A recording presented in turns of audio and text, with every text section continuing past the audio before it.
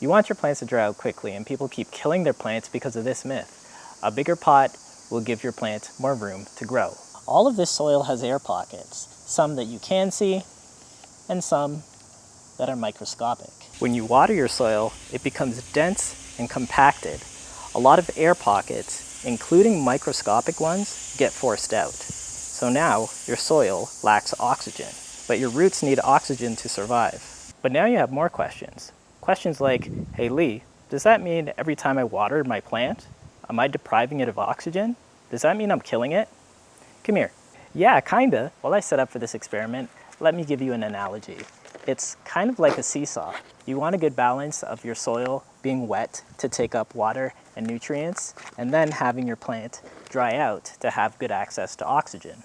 Your seesaw is your wet and dry cycle. As long as you have a nicely balanced wet and dry cycle, your plant is going to be healthy. But guess what? Your seesaw is solar powered. The only thing powering your seesaw is light. With more light, your seesaw moves faster. You'll have a faster wet and dry cycle. This is a more well-balanced plant. The hope is that under light, it will hold on to just enough water and be able to dry out in a reasonable amount of time. This is not a well-balanced plant. It has way too much extra soil, and despite me keeping them under fairly intense grow lights for around 16 hours a day, it will still take a long time to dry out. We assume that the plant with less soil will dry out faster, and the plant with more soil will dry out much slower. But here's where things get complicated. I still won't kill this plant for two reasons: oxygen and light. The roots of this plant are not the only thing that's taking away water from the soil so that oxygen can return. It's also gravity. Gravity is pulling water down. The soil starts as fully saturated, but over time, more water is going towards the bottom of the pot while more air returns to the top. Since the original roots of my plant were only about halfway down, this plant is actually in a pretty good, well-balanced place right now. I watered this plant only once, and that was exactly 25 days ago, the same day that I repotted it. Getting the plant out of its pot, you can clearly see the roots are still healthy and have started to expand and make their way to the bottom of the pot with no issues. It has good access to oxygen above a certain point, and the soil is still damp enough to have good access to water and moisture. The roots are just as healthy as my well-balanced plant and have very similar root masses if you put them side by side and actually compare the density of the roots. So despite all of this evidence that you can still have a successful plant in a massively oversized pot, why do I still recommend that indoor gardeners never do this? The first answer is light. Having over 900 foot candles for 16 hours straight is really high light.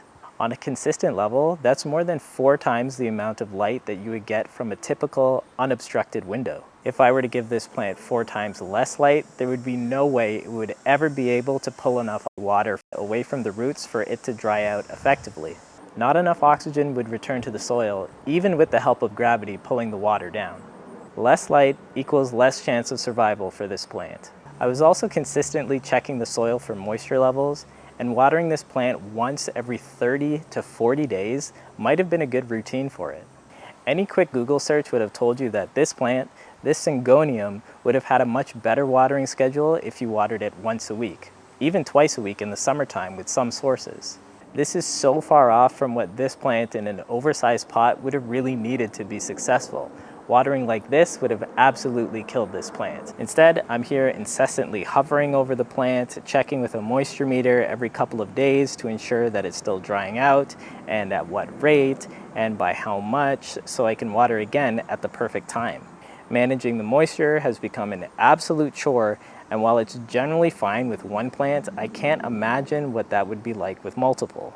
So why would a gardener want to move up to the largest pot size in the first place, especially when it puts them in so much danger of killing their plant? Well, likely because all of the best advice is coming from outdoor professional growers who do this at scale. Professional gardeners are buying their plants from tissue culture growers.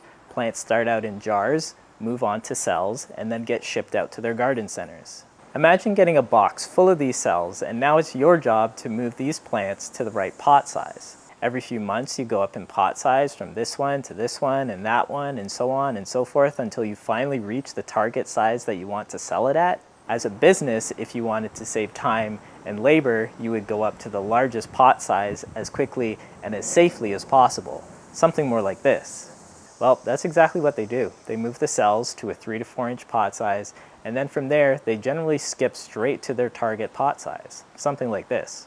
They manage their moisture by monitoring the sunlight and temperatures that their plants get, and they water it next exactly when they need it, and not just because Google AI has said to water it once a week when it has no idea of your growing conditions.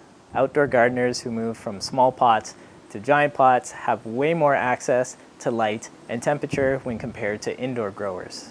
They have much better access to oxygen than indoor plants could ever dream of. So while you can absolutely move from a very small pot to a very large pot, in indoor conditions, this is almost impossible to do without the help of a ton of extra grow lights. If you're not using a light meter to track this, it almost always results in the death of your plant.